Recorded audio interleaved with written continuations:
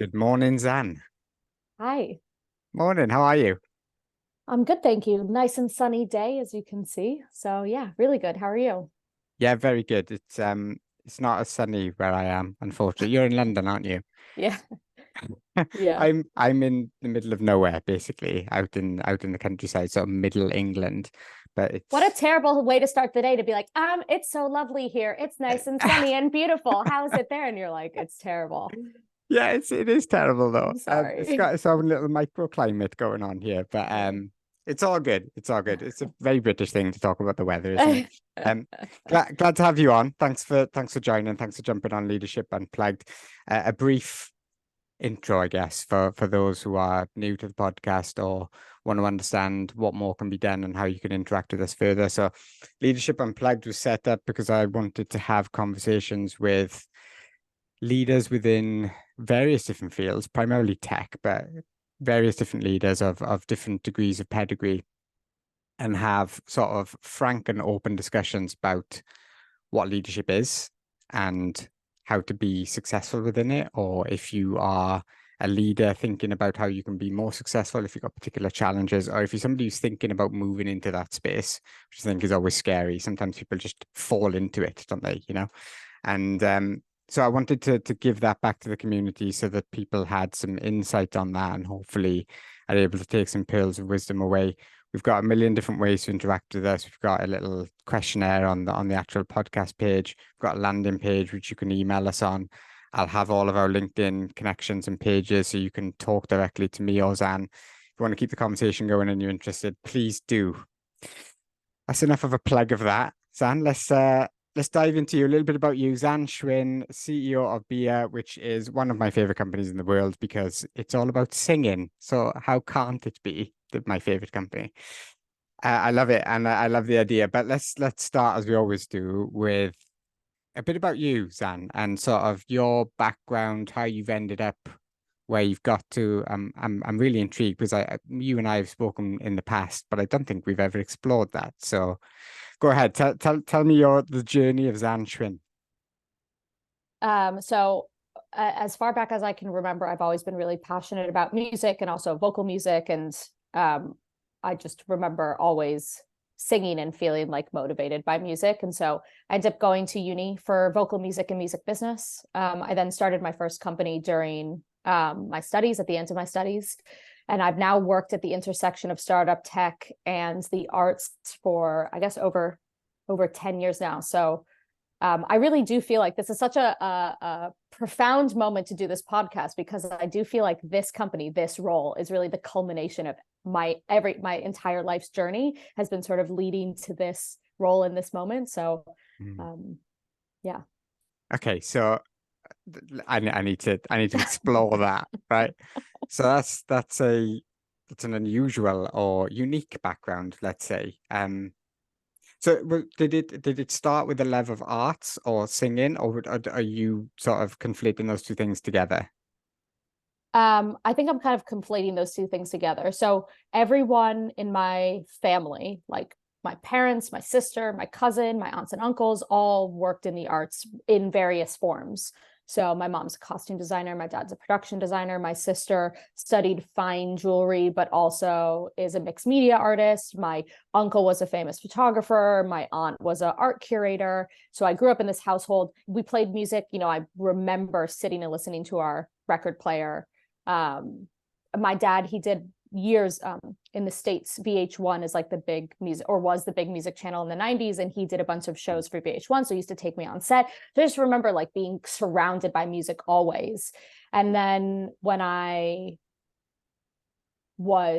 I wasn't very artistically inclined, I would say. I mean, I wouldn't say I'm not creative, definitely was creative, but I just like my stick figure drawings were much there was a lot missing there. So there was an opportunity. I mean, it's sort of, the history sort of wrote itself. I ended up going to a school that was a choir school, which isn't really a thing in the States, but just happened to be there. And so there was an opportunity to audition for the choir when I was 8. And I was like, okay, this is the thing. I'm going to do this, mom and dad. Like, I'm going to apply. This is going to be my creative outlet. And it really, like, I mean, my entire life, anybody who knows me knows that I'm so passionately moved by choral music. And that was really a big moment for me that started basically the rest of my life. And so music became my thing. I think that I kind of felt like everyone else had owned other spaces in the arts, and so I needed to find something that was sort of my thing, and that's kind of what I guess vocal music ended up being. Do you think that would have been, you mentioned being in the States, so you grew up in America, right? Yep, New York City. Do you think that would have been a different experience if you had grown up somewhere else, like the cultural differences in art and music? Do you think that opportunities might not have aligned quite the same way? It's hard to, that's a big if statement. I mean, I think that it's hard to know, but I think that it was more environmental to the fact that everybody in my family were in the arts. And so I was already sort of predisposed to seeing the arts as something that could, sitting and watching my parents, sitting at their drawing tables when I went to sleep. And then again, when I woke up the next morning, all through the night, like I was just environmentally around this sort of, that subconscious development that's happening, and watching how you could give your entire self, your entire life to an art form. So I don't think it had much to do with America, that it had to do with like the environment of my family and the people around me and how they talked about art, right? The discussions around the table, because both of my parents were visual artists, they share, everything from how we chose what, if we went to go buy a blanket, the aesthetic discussions that were happening, right? That's like environmental. So I wouldn't say like culturally from like a national perspective, but culturally from like an environmental family perspective. Yeah, it's really interesting. So where did the tech part then kick in? So I went to undergrad and was doing music business at this contemporary music college, and it's one of the most unique places I've ever experienced, been in the environment. Berklee College of Music, it's in Boston, and it's just, you have people from every country in the world just being encouraged to explore their art form, whatever that looks like. And so all of my friends, when I think back of my time out, I get these like images of my friends walking around, with their shirts off, wearing big chains, with mohawks, with like inventing their own subgenres, niches. Like it was an environment that really said, get as wild and crazy as you can and see what comes out of it. Like, we're going to teach you the structure, but we encourage you to find uniquely what your voice is, who you are. And so I was studying music business, and I just started to see, this was back in 2000, I graduated in 2012. So, the internet was a thing, Facebook was a thing, Twitter was a thing, but we were still very early days startup tech. Like that was still like a very new thing. And so, but I was starting to like recognize how, so I'm deeply passionate about 16th century choral music, and how this art form that I loved was like nowhere to be found really on the internet. I could only really, but all these other genres, so I could experience the thing that I loved in person through these in-person things. But all these other genres, fans were interacting through, music videos, and I just, there was this thing percolating in the back of my mind of just like, I feel like there's an opportunity here. And I don't really know what it was, because I didn't have experience. I didn't know anybody who worked in tech yet. I moved to England and I went to grad school, and I started to meet people that worked in tech, and I was like, okay, this is the thing. And it just sort of like evolved. It's hard to sort of say, I guess, as you said earlier, how people just sort of fall into leadership. I feel like I just sort of fell into technology through my like deep passion for creating accessibility to this art form that I loved, that had changed my life. I just found the skills, I developed the skills that I needed to make that mission and that dream possible. It sounds very much like it was driven primarily by that passion that you had for that form of music. Let me ask another hypothetical question. If now that you've done this and you run a business and hired people and manage people, etc., which we'll dive into in a bit more detail, but if we're to fast forward that now and think, right, you now understand what it means to be an entrepreneur, a founder, a manager, a motivator, like all of these different things that you need to be in your position.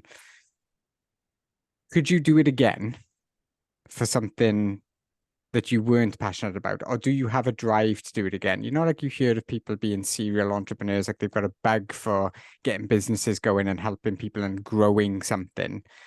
It sounds like your starting point was more around your passion for the topic.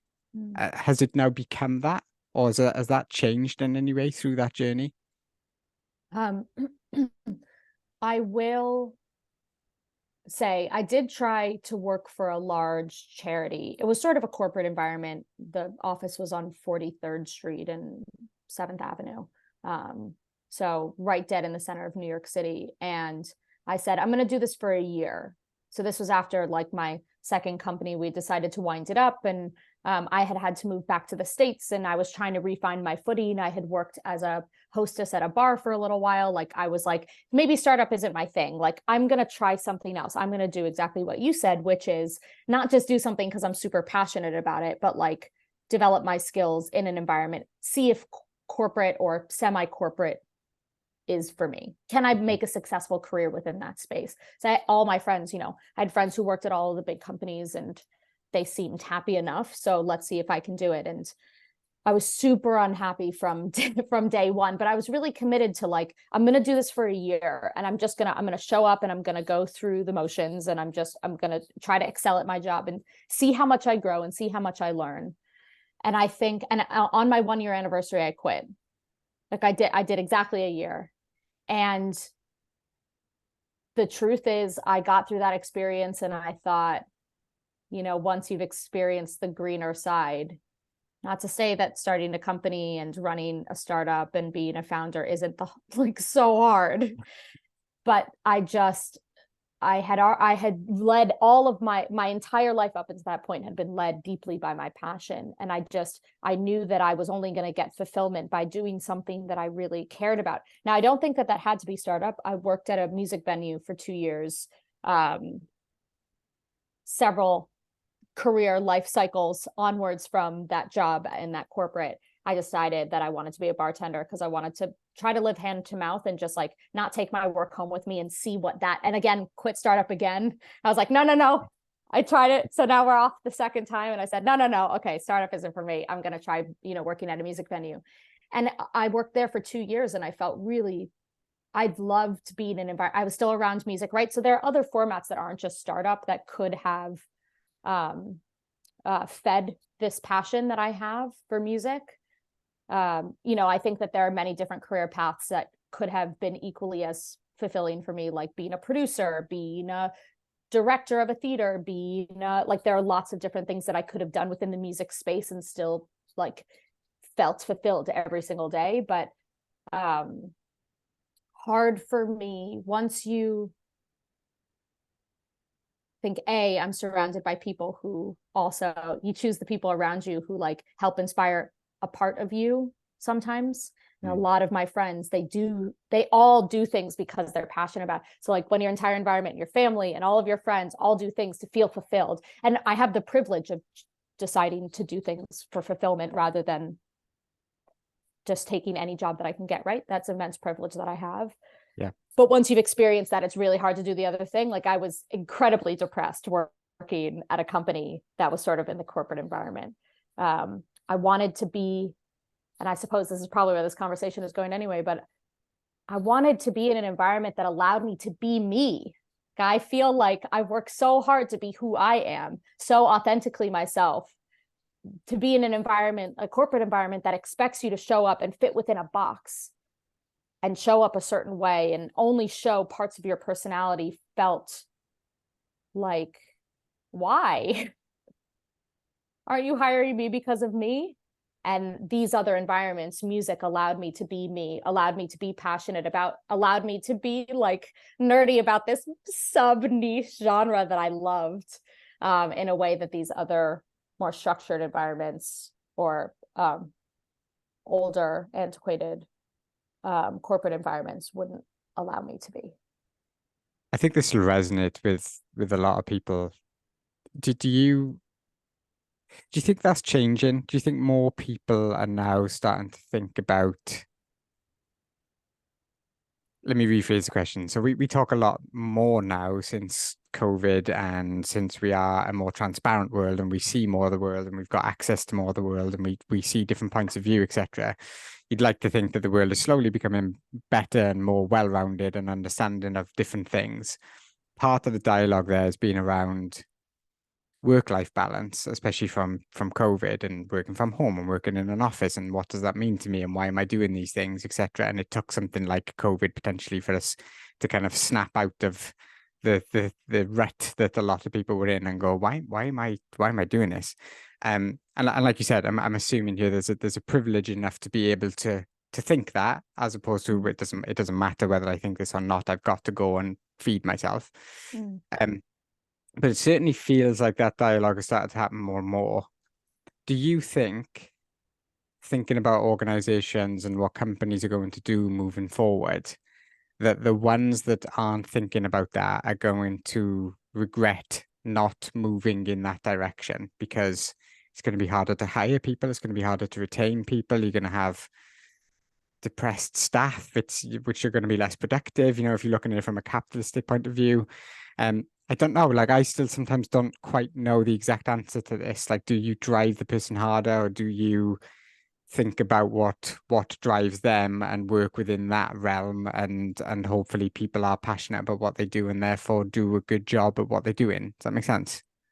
Yeah. I mean, I think that corporates are going to be, the biggest companies in the world are going to be forced, right, inherently by the things that you mentioned, by people just not applying for those roles, for people not accepting, for people taking other roles, people getting through the pipeline and saying, well, this company is offering me X amount of leave or flexible working hours or mostly hybrid or mostly remote and just a little bit of hybrid. Like, they offer me this mental health support package. So all of my therapy, all of my talk therapy, all of my gym passes, all of my whatever wellness, yoga stuff is all covered by the company. The other companies, to remain competitive, are going to have to evolve. That being said, I think that I've been talking to my friends so much about this recently, because I think it's really difficult in an environment where you have hundreds, thousands of people operating within an organization. There is structure that has to exist. There has to be this sort of pre-forma tick boxes: how you dress, how you show up, how you do your job, how you are productive, which hours of the day you work. Like, it's just hard to I don't know what that evolution looks like, right? I sympathize, first person in history to say, I sympathize with the corporates, because changing an entire structure to adapt to allowing people to be who they are and show up to work for 90,000 people is really, really tough. However, you have the money and the bandwidth to figure it out. So like, you better get going, because the market's going to move on without you. So I do think that they are going to be forced. And it's just a matter of how quickly are they willing to evolve. How have you found this topic with your own company and trying to create that kind of environment for the others around you? Really, really tough, because I care. I'm incredibly empathetic. Like, when people are having a hard time, I feel it. Just it's hard to not be understanding, and I want to be the change that I want to see in the world. And so I feel that I've had to learn sort of the hard way that like, more structure enables greater support in the moments when people need it.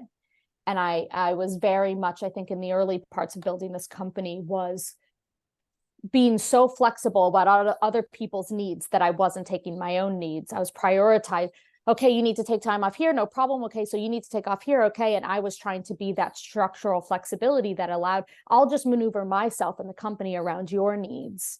Right. But that's really hard when you're a small team and I'm only one person and we're trying to move at the speed of light.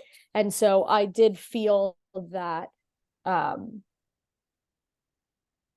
haven't gotten it right yet, but I am deeply committed to finding out what balance looks like between supporting my team on all the levels that they need to be supported on, whilst also hitting our goals. And because sprinting, the acceleration is the thing that keeps people, it is the thing that I've seen keep people motivated and our team motivated.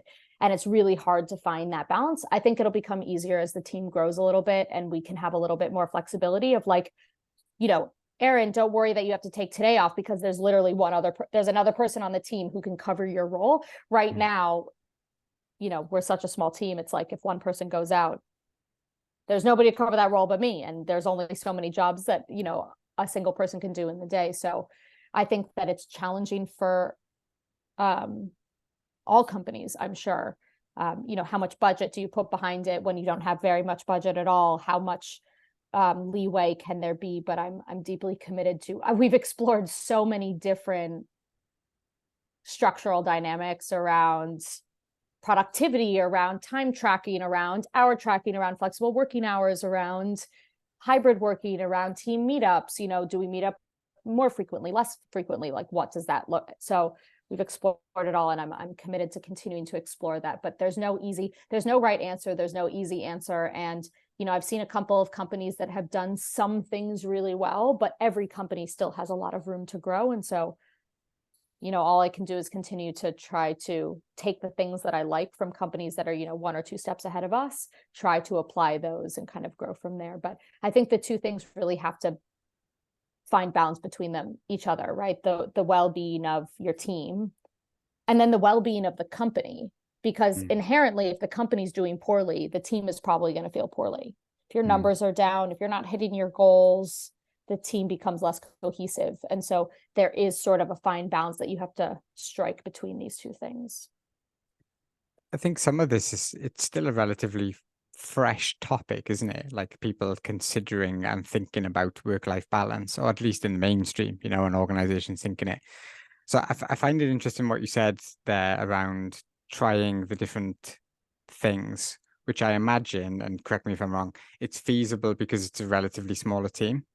So if you, for example, if you had a company and there was 200 people in it, would you still be able to kind of, oh, let's try this and let's try this, but because then you're just moving people from A to B to C to D to E and they don't have a clue what's going on, and you wouldn't, as an individual person, wouldn't be able to oversee all 200 people to know and check in with everybody that everything was going away. So there's like almost a scaling challenge behind it as well. Like there's some stuff you can do with a small team, but then as that team gets bigger, like you're alluding to with the corporate, you kind of go, well, without the structure, I can't do some of this anyway, some of that work-life balance or mental health or well-being, etc. It's really tricky, isn't it? Yeah, I think, you know, inherently we know that people will do their jobs better if they feel good, right? If you don't even have to say, hey, Xann, I have a doctor's appointment today, so I'm going to show up at this time, but I promise I'll do it. Like, if you don't even have to say those words and you just know my manager will understand, I've shifted my hours, it's in my diary, it's reflected, so I don't even need to have that conversation. You removed a whole barrier. And this person feels like I can prioritize my health because my company knows that if I need to go to the doctor, I need to go to the doctor, and that I don't need to explain myself. And I think that that's just, you know, as the company grows, understanding that each leader, right, like this whole level of leadership that's going to manage the rest of the 200 people, have to understand what that structure / flexibility looks like. It's like building out the structure.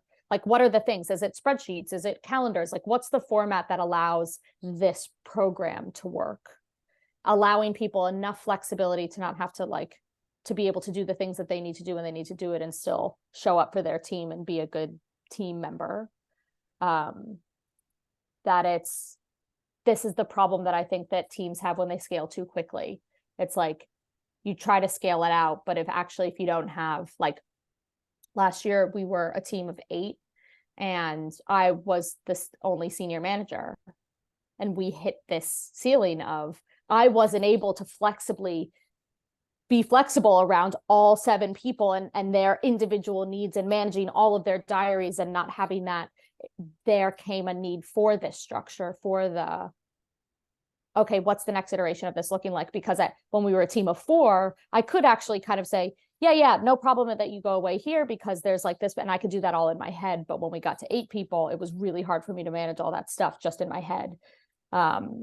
So their scalability, I think every team struggles with, but I do think that this is where like methodical structure helps. So is that your solution to that then? So if you were to try and scale to 30 people now, would you try and put that structure or a more rigid structure in place? Because doesn't that then push the other way potentially? I think, yes, I think it's also about training. So like if we're scaling to 30 people, then we would have a set of leaders that would run these teams, right? Let's say at 30, you have 4. Then it's my job to make sure that these 4 understand what that structure looks like and what we're trying to get out of our team. There's a cultural aspect that has to come from me that other people can live and breathe. And so what that looks like is me treating my team in the way that I hope that they treat the wider team, the people that they're dealing with on a daily basis. Lead by example, as it were. But I do think that structure is the way. Structure is the way. It's the only way.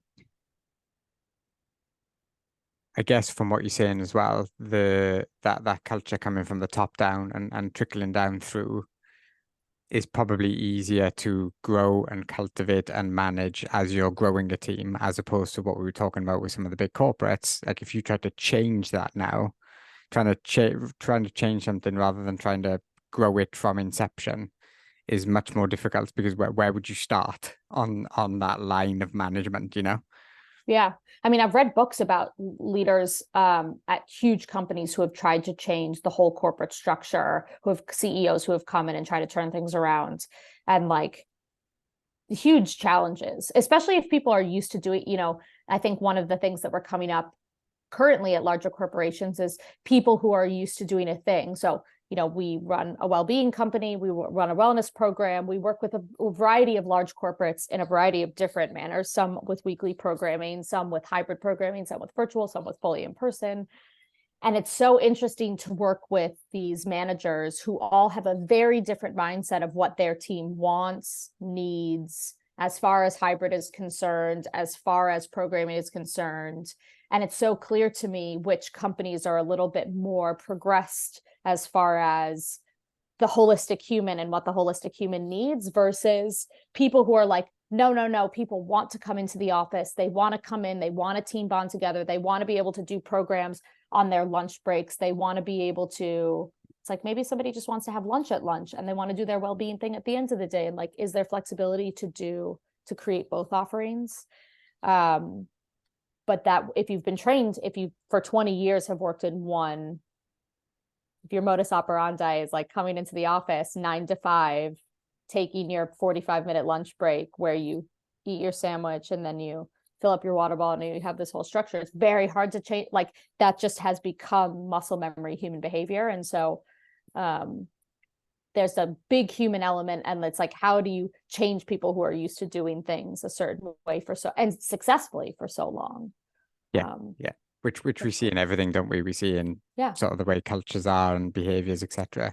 There's absolute inertia around certain areas. You mentioned a phrase there, the holistic human, which I love. What do you mean by that then, and what do you think leaders need to be thinking about if they're looking at their staff as a holistic human being? I think that companies will be more successful if they can allow people to be who they are in the workplace. I think that when people feel boxed in or forced to be something that they're not, it shuts a part of them off that makes them more unhappy, thus less productive, thus a worse team member. And so the holistic human is understanding, you don't have to get personal, right? Like you can still be professional and understand it's not that 16th century choral music is what makes me tick and that I need everybody to know that, and thus that will help make them manage me better. But it's that there's an appreciation that I'm a human outside of the workplace, And what are some of the things? Do I have things that make me tick? Thus, understanding that, you know what, Xann needs to go and do. On Thursday, there was this guy, there are stories that stick with you. He wasn't part of my cohort at Techstars, but he was part of the cohort before us. And the senior leadership team at Techstars had talked about how every founder is different. Everybody operates differently. But there was this founder that had tennis Tuesdays, and that every Tuesday for like 5 years of running this company, he has always on a Tuesday night played tennis without fail, no matter what was going on with the company. And that structure like helped him keep moving forward, even in the hardest moments of his company. And so understanding that about him, the holistic human, will make him better at his job. He knows, so long as I show up at tennis on a Tuesday, I can reset and start Wednesday afresh. What happens if we take tennis Tuesdays away? Because, oh, no, well, there's this deadline that's due, and so you need to do this thing. Everything else kind of gets pushed out the window. I do think that there are limitations. There have to be limitations, right? Like those structures have to exist already. We can't just like randomly, willy-nilly always say like, well, I have to do this thing. And I have to, like, if we're all just like making work fit around our social lives without any sort of structure whatsoever, that doesn't work at scale, right? That doesn't even work, in a small team. And so there has to be balance between those things. Like there are deadlines. There are times in which like you thought you were going to do something, you thought it was going to take you an hour, and it ended up taking you 5.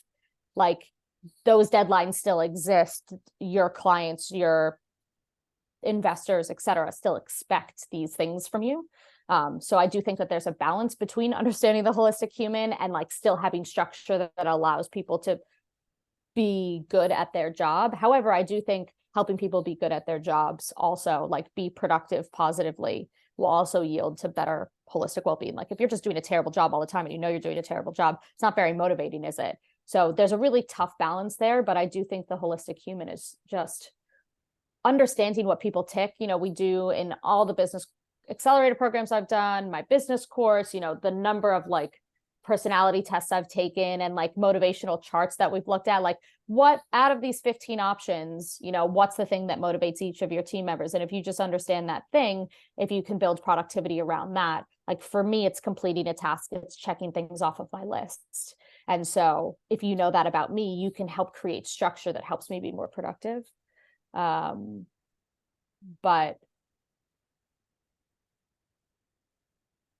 difficult. It's really, really tough because I don't think that you can just say, be whoever you're going to be, show up however you want to show up, wear whatever you want to wear, and just like hope that there have to be lines, right? There have to be lines that we have to color within. I don't know what those lines look like. And I assure you that those lines are different for an early stage startup to a scale up to a corporate environment. Like, of course, there have to be things that are in place to ensure comfortability and professionality and professionalism and all that other stuff. But I just, yeah. And we, like you said, I think lots of organizations are still trying to work that out, aren't we? Trying to figure out what that balance looks like. We're still in shift. Absolutely. Yeah. As a society. Yeah. Interesting question for you then. And I asked another guest this recently because it's a great topic, and it's something that is obviously prevalent and on lots of people's minds, whether you're a startup, scale up, and it affects the leaders and it affects the staff, and it's affecting everyone, isn't it? I think everybody wants to get to the balance point and understand what that needs to look like, but I don't think there's going to be a silver bullet to it. It's all good work-life balance, and I've encountered this challenge myself, and I've worked with, for want of a better phrase, old school bosses in the past that would, the assumption would be that the person's going to take the piss, basically. So if you create an environment where you allow more flexibility, all that's going to happen is you're going to end up with a less productive member of staff, and they're just going to not do the thing that you thought. So it's almost like two schools of thought at the moment, isn't there? There's people like me and yourself who would think, well, if we can do that and we can encourage people to be authentic and themselves and enjoy their work, at least to some extent, then they're likely to be more productive, and others who will look at it negatively and assume that they go in to take the piss. Have you encountered that? And if so, do you have management around it to be able to kind of spot it and then manage that out? Or what's your thoughts on that? Yes, I have experienced that. That's my monologue on structure, also balancing well-being and the holistic human. It's really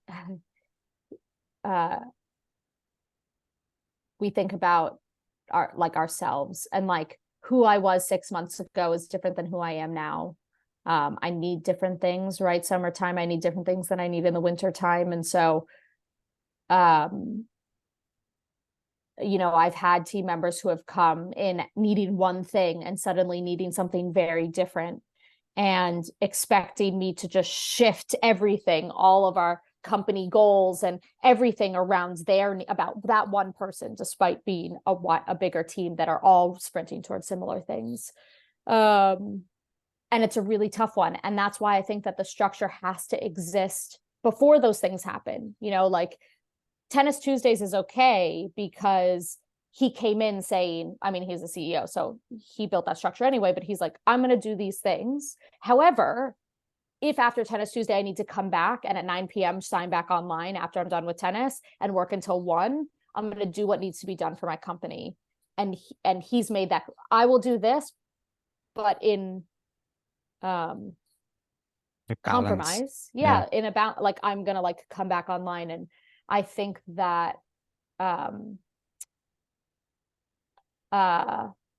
it's a really tough one. I think that, we have a lot of young folks out here who don't have a lot of other like work experience, who think that this is what I want because I've seen other people do it and that works for them. But actually in practice, as an example, one of my friends was saying that in his team, he had done a survey where the options were, okay, you have this number of hours a week that you need to work. Would you prefer to work up until like equally all 5 days of the week up until 7 p.m.? Or would you rather all clock off at 5 every day and have one day that's super, super late? And that the entire Gen Z part of the staff said, I'd rather finish work at 7 p.m. every day of the week than just do like one late night and then have a normal day every other day.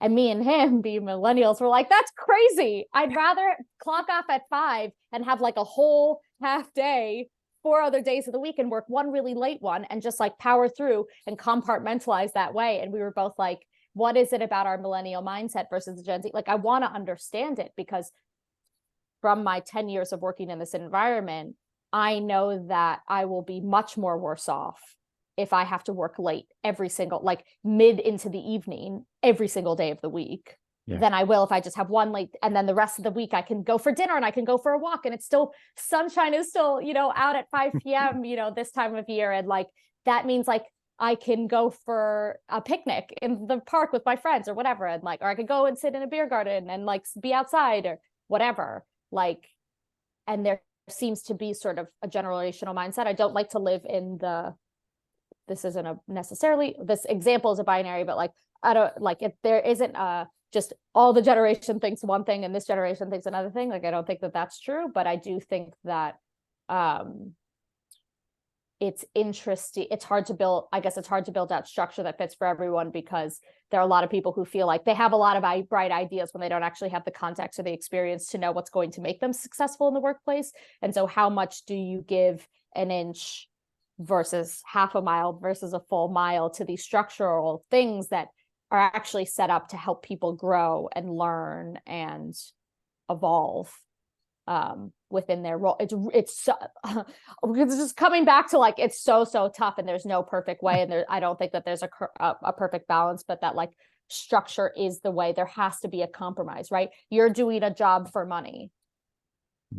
So what's happening? You literally are agreeing on the dotted line to give up a third of your life to be paid money and all of the other benefits that you get. And so you are agreeing to do a job. And so that job has to come with structure. It's not just like, this isn't like Daisy's day out at the park. We have goals, we have things, we have to achieve things. And if you work at a company that's failing because nobody's submitting any of their stuff on time, nobody's doing anything on time, nobody's working towards the same schedule, you know, Dan, Paul, and Chris have all missed all of their deadlines. So Mary, Sally, and Susie don't also have to miss all their deadlines because nobody can rely on each other. Like, that's a terrible, nobody wants to work in that environment either. And so what's the balance? I don't know. We'll have to, I mean, if Leadership Applied is still going in 10 years time, we'll reconnect and So what was the solution in the end? Like, how did the world traverse through that? It's a good topic. And I think we've covered a lot there. Let's shift. We've please. We're just gonna go round and round, Aaron. Yeah. We've got 10-15 minutes. I wanna touch on some of the tech side, because it didn't sound like there was any tech in your background at all. So how did you face that challenge when you realized that parts of the solution to what you wanted to build involved technology? It's funny because I didn't see it as a challenge. Like, I felt like anything, back in my youthful 20s, anything is possible. I actually think that part of my personality still believes this to some level, although a bit more jaded. Anything is possible. You can learn any skill set. You can get any skill set that you need. So like, let's just figure out what's the best solution for the market. And then let's like either upskill ourselves or build the team that needs to implement that thing. I think that I've always sort of been masochistically obsessed with challenging myself in every aspect of my life constantly. And so I just think the idea of diving into tech was exciting more than it was scary. Right. I think I don't believe in regret. And if I had to do it all again, I would do it all probably the same way. However, having worked in product for 10 years now and worked as a product manager, not only for my own companies, but for other companies as well, there is advice that I would give to a past version of myself of things that I maybe would have done differently that would have helped me understand the teams that I needed sooner in my career. I think the big thing that I try to say to people who are considered not technical is, the media makes tech and people who work in tech make tech sound really, really, really scary. But like, it's just another thing. It's like accounting. It's like banking. It's like strategy. It's like anything else that you need to like develop a skill set, hone that skill set over time and evolve. And through experience, you'll learn what solutions work, what solutions don't work. It's like art where your materials change, languages change. And so how do you adapt to like where the market might go in the next 10 years so you can build your solutions that are agile enough to scale? But yeah, I always and still find like tech to be really exciting and because it's evolving so quickly, like every second of every day, like some new solution is being built, some new language is being invented. Like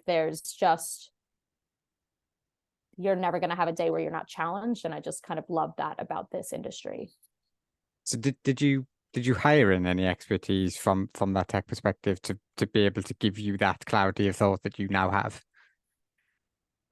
Yes. And I just think that by asking lots of critical thinking questions all along the way, I learned a lot, right? Like, why does this do what I think I don't really have an ego issue, or I'm sure I have some ego, but like pride I'm not afraid to sound dumb, to ask a dumb question, to just say, can you explain that to me again? I don't understand. Why doesn't that work?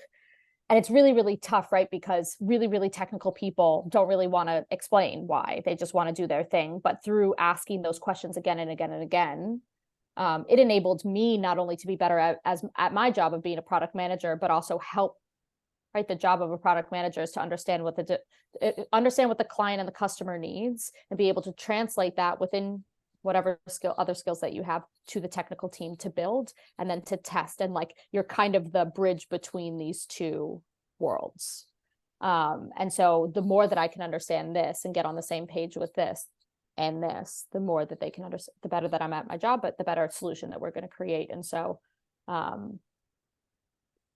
I've been exceedingly lucky to be surrounded by immense talent from the technical space, like everything from like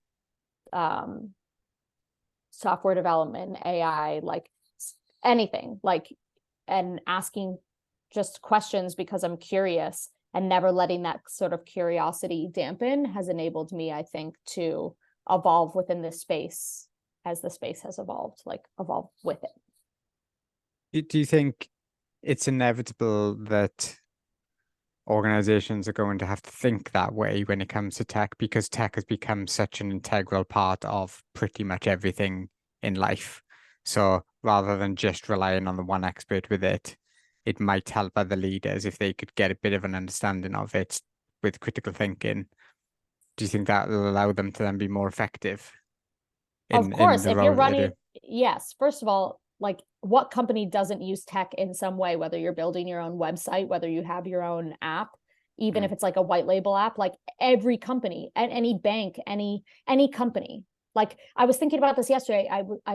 Somehow I got signed up to this newsletter by this coffee company that literally just makes beans of coffee. And I'm like, how did I get on this newsletter? Why do you need a newsletter? Like, why do I need to know like if I thought about that, of everything that's in the room, every single book, every single author, every single, whiskey brands, every single, like if I was on all of their newsletters, if I was just learning about the inner story of every single company, like, and I think that these companies, like as we all have newsletters, we also have websites, we have whatever. And so I just think everybody needs to understand tech, and that like it feels really scary, but the second that you get over the scariness of it and just think about it as a thing rather than this thing, I think everything is sort of like convoluted by the words that we use to describe the thing. But when we dumb it down to just like from a high level language in layman terms, this is what this thing is. This is what an AI model does. I was talking to my parents who are in their 70s about AI. They've been reading all these articles. They were like, this all feels really scary and I don't understand it. Like, you work in tech. Do I need to be scared? And I was like, this is what AI is. And my mom was like, huh, that makes sense. Why has nobody explained it like that? And so I think that there's a language barrier that's creating fear that makes people feel like I can't learn this thing. But in the same way that a senior leader needs to understand how to run budget, create a cash flow, like manage so many different aspects of the business, certainly everybody should know something about technology and like how it operates and how your business, what sort of, maybe you don't need to know everything about tech, but like you should certainly know about the technology that your business is using to scale your operations. It just feels like poor leadership, not like it feels. Yeah. There was I had a guest on, chap named McGlenn, who was the VP of InfoSec at a fintech called Payhawk. And we talked a lot about cybersecurity and some of the language used in that space, and how there are nefarious organizations which are capitalizing on the fact that it sounds scary. People don't actually know what it is. And so if I come along and say, did you know your PC could get hacked? Pay me 100 quid and I'll sort it out for you. Like, people are going to do it. It's almost like scamming. It reminds me a bit of how sometimes when you go to a garage and you go, can you fix my car? And they say something, Sure, and you go, exactly. I have no idea. You could charge anything. I have no idea. Yeah. So it's if my garage hears that, please don't do that. But it's that kind of thing, isn't it? Do you think there needs to be transparency around conversations around tech to make it more? It's just like you say, it's just another thing that is actually, when you get into the roots of it, you can just kind of understand it. You might not be able to code or whatever, but you can understand how coding works or how AI works and what it actually means. Yes. Yes. I think that I think it's the job of companies to make. I was on a music and AI panel in June, and it was so interesting because all the questions were like, it's so scary. Like, tell me what I should learn. How do I learn? Where do I learn these words? What do these words mean? And basically all the panels we're talking about was just about education and how do we educate, and how do how do tech companies use language to help people understand what it is that they're doing. As an example, like we're about to run a wearable study on how singing actually makes people, how music actually improves well-being. We're talking so much about the language that we use when we talk about wearables, when we talk about health data, when we talk about, right? Because it feels vulnerable for me to be talking about taking your health data to learn something, and what language can we learn to help people understand, like, everything is anonymized, which means I'm going to see this data, but I'm not going to know that it's Erin's data. It's not going to be linked, right? Like all of that is washed, and that there's a greater power in a bigger data set. And this is how you're contributing, but it's sort of you, but it's not really you. Yeah. And how do we converse with how do we make sure that our privacy is our terms and conditions, right? I'm always like, anytime I see a privacy policy to terms and conditions that like I can't really read, I'm like, this is sus. Like, big red flag. They don't want me to understand what's going on here. And so it's hard to know, right? Because like, what do you say? Like, is it media's jobs, like the BBC's job, to make sure that all of their articles make it really clear, transparent? We use transparent language to talk about the topics that they're talking about. Is it, it's probably a mixture of everything. Early education, are there ways that we can just like drip feed in the same way that we should teach people, what PAYE is, and like how to pay extra tax or whatever every year, how to close on a house? Like, we should be teaching all of these fundamental skills in university. We should also be doing like a tech 101 so that everybody sort of has a basic knowledge of, because every company will have technology. And then it's also, I think, each company's jobs to help their users understand. I think it's like your moral obligation, and that we need to move past this. Like, it's better for us if they just don't understand anything, because I think that it'll increase usability if people understand what you're doing and why you're doing it and why they should be doing it. You don't have to use complicated language to have people understand that. They're more likely to use your product if you've done a good job at it. Yeah, completely agree. You mentioned wearables there. What's next for Biiah and for the company? So Biiah is a wellness platform that supports mental health through music. We do that by providing large corporations with hybrid coach-led sessions and scalable mobile tech. Mainly focused, our first market, we're focusing on increasing and sustaining employee engagement. Who needs healing more than people who work?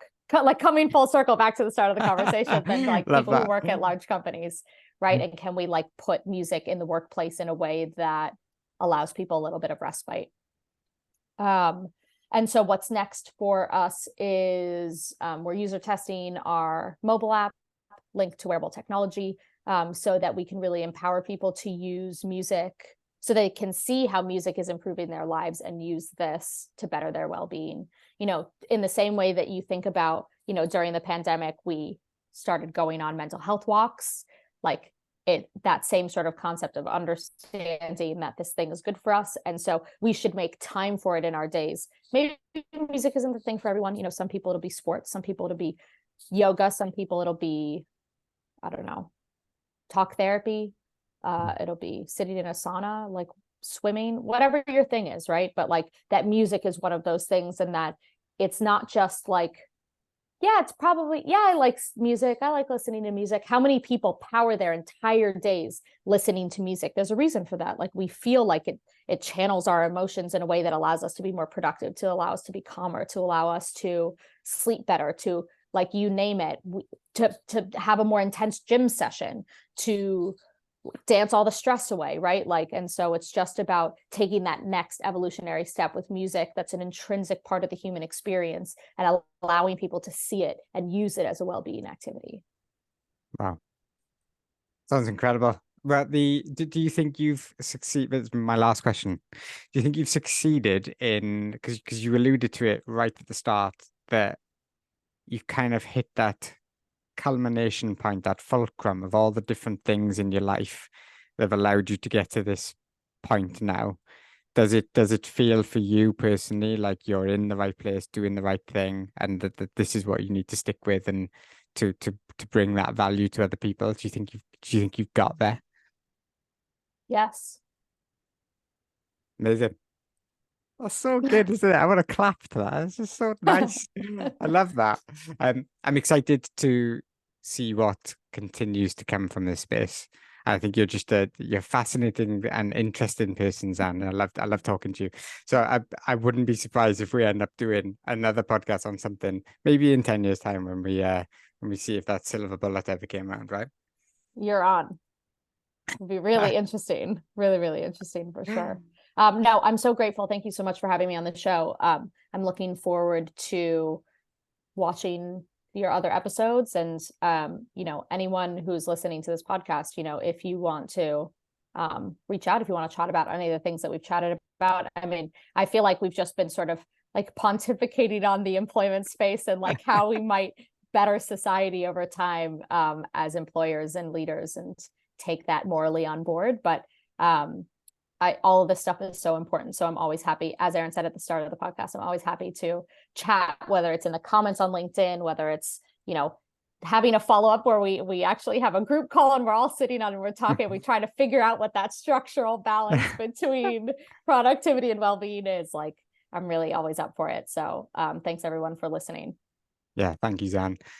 Couldn't say it better myself. Please engage, please comment, please drop us a message, get the conversation going. That's what we're all about. And if it is interest in us having group discussions or further discussions, we can see what we can pull together, can't we?